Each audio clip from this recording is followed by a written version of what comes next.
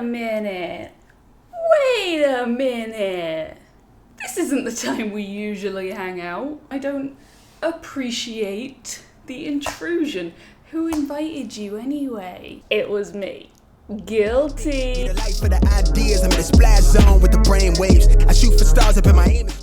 So I make these videos because I want to talk to you about MMA because I fucking love it. And a conversation is usually / sometimes, rarely improved when someone talks back to you. And then, after that happens, stay with me, I know it's complicated, but it's customary to respond. I don't need to tell you how conversations work. We've all been peoples for X number of years. This ain't our first rodeo. Ain't it mad that you're supposed to know everything by your second rodeo? Seems like a low number of rodeo. Anyway, this is supposed to be a quick video. I'm already off piste.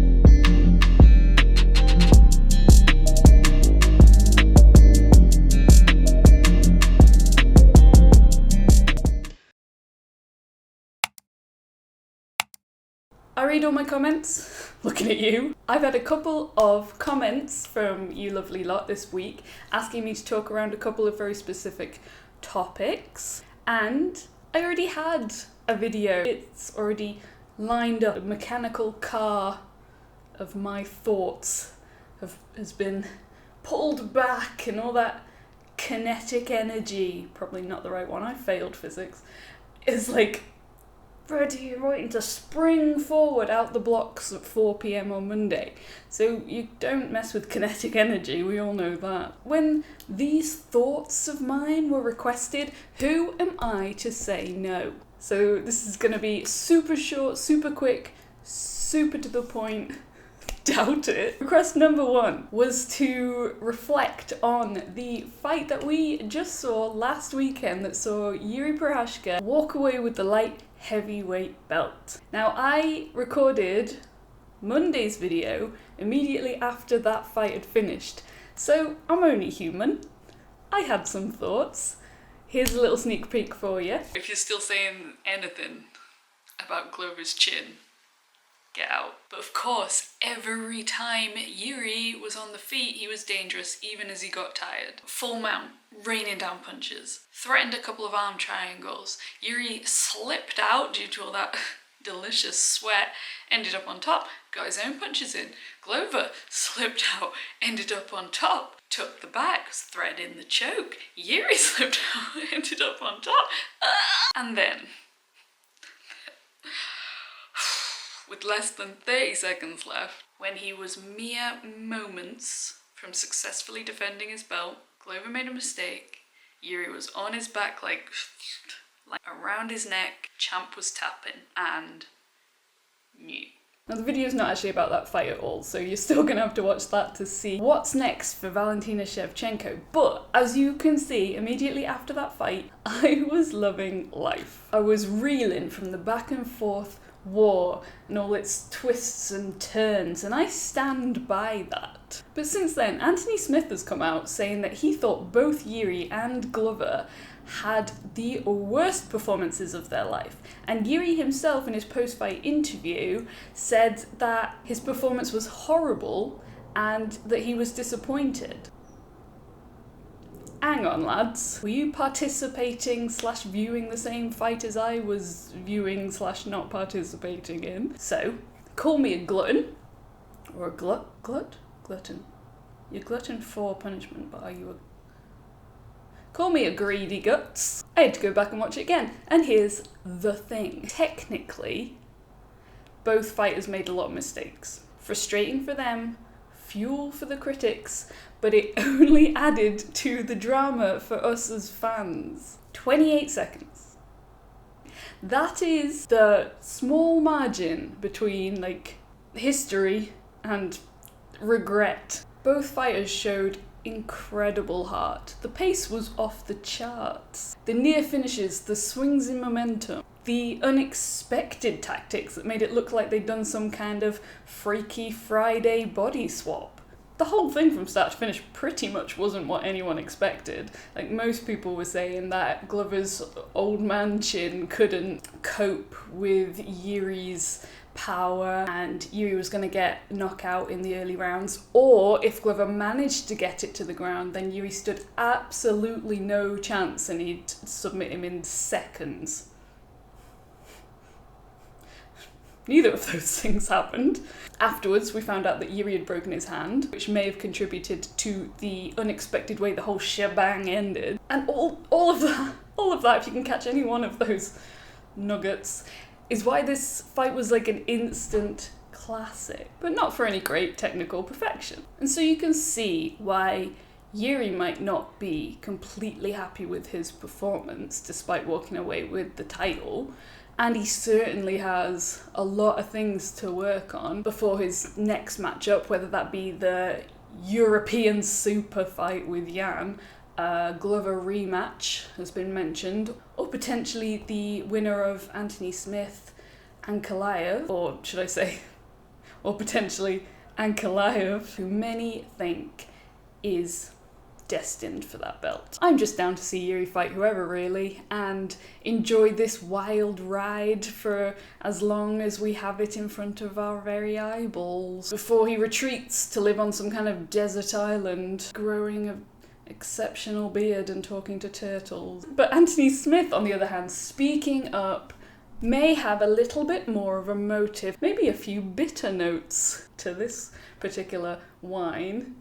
With an H, wine. As someone who's looking to get back in title contention, as someone who has a fight coming up, may or may not have people saying that, you know, people, I don't know who, but some people saying that, you know, Ankalaev's going to take it. I don't know, I don't want to speculate. He said that the Glover that he fought was a lot better, basically.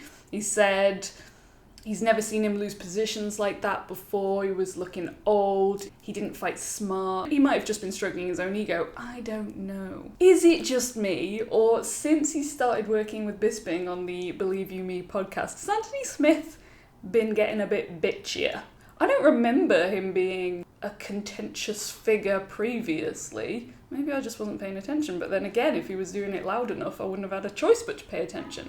But I just see him as that soft-spoken, very calm, collected analyst that we see on the desk sometimes. Not this, like, guy who's telling stories about Donald Cerrone and that Dan Bilzerian. Apparently he and Cerrone kicked Anthony Smith's mom and gran out of their cage-side seats and then didn't watch the fights anyway, just watched porn on an iPhone within eyeshot, and no one wants their grandma to end up with an eyeshot from Dan Bilzerian. Cowboy responded recently, saying, for one, I've seen Anthony a bunch of times, so why did he wait 3 years and to get a microphone in front of him to, like, even mention that? I don't know if he's just trying to stay relevant.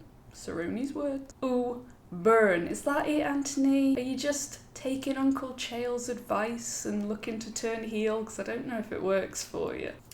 But would you look at that? The perfect segue to the second topic that has been requested for thoughts and feelings and emotions and ideas to fall out of my face hole. Preferably this one, but we can't be sure. We're talking about the very exciting, very, like, striking heavy UFC Austin card. And one of the fights on that card is Donald Cowboy Cerrone and Joe Lauzon finally facing off after what feels like it has taken my entire lifetime. This is just a fun fight. Like, neither fighter has anything left to prove. It's not going to get either of them anywhere. It's just a fight that we all want to see between two absolute legends. Cerrone made his name by fighting anyone, anytime, anywhere, and has a very, like, Muay Thai and BJJ heavy style. His advantage in this fight is probably his kickboxing, but he needs to work his distance and be very aware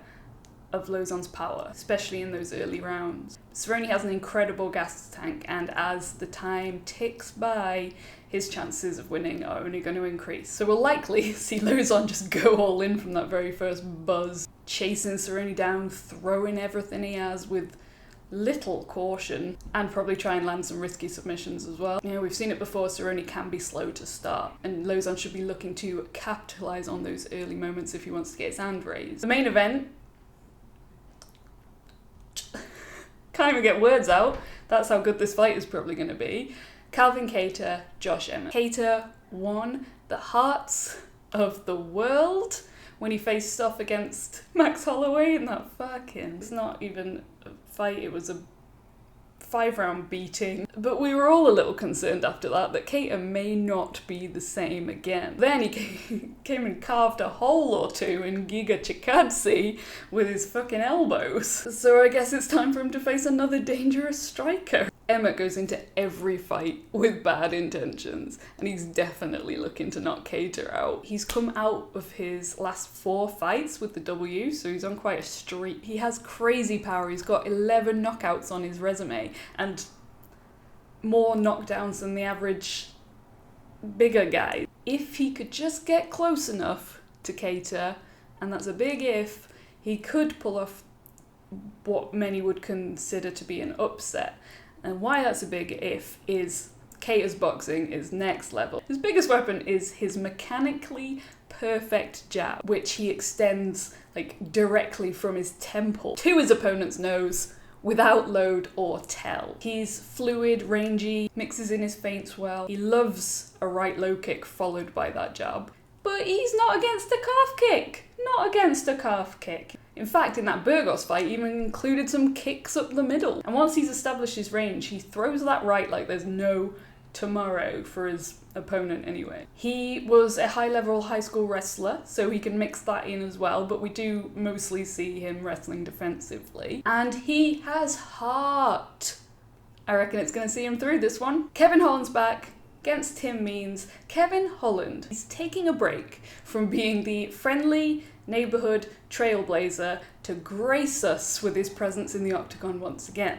Now, he's been looking real good at his new weight class. He's always been good at firing straight shots down the middle, doing damage, and now we've seen him working with Mindset Mike, we've seen him working on his wrestling specifically, and it is definitely coming along. But Means is super experienced. He excels at distance and in the clinch, and if it stays on the feet, Means might have the kickboxing advantage, and he is more technical, but Holland has speed and power, and I reckon Holland takes it. Ismagulov, Kutateladze, probably didn't say either of those names correctly. This one is a super underrated fight with 2 very high-level fighters, and we should all be more excited. Maybe not me. Maybe I'm peak excitement, but you can take some of this, have some of my excitement, get on board, watch this fight. I reckon it's going to be good. Ismagulov is a master of sports in hand-to-hand combat. That means he's not the stereotypical sambo fighter. He can kickbox and wrestle in equally impressive measure. Kutateladze has been pretty inactive across his career, which overshadows his unexpected and incredible win over Gamrot, where he showed incredible defensive wrestling, powerful kickboxing, and great overall athleticism. This is actually a really difficult one to call because both fighters have like a wealth of skills. They're both really well-rounded, but I reckon Ismagulov is slightly more well-rounded. Either way, I don't think it really matters, because I just think it's going to be a good fight to watch. And those are my 2 cents on those 2 topics. That's 4 cents for you. I probably have more thoughts. Doesn't look like it, does it? If there are any other MMA topics you want me to talk about, if you are particularly excited about any fights coming up and you want to have a chat about it, drop it in the comments, let me know. Otherwise I wouldn't know. I won't know. Make sure you keep an eye out for Monday's usual programming, and I'll link my video about Rob Font on the end screen, because even though he didn't win, a lot of the benefits that the New England cartel brings to Rob Font that we discussed in that video will also be benefits to Calvin Kattar. So it'll basically just build out the response I just gave you and tide you over until Monday at 4 p.m. Like, subscribe, I ask so much of you. Mwah!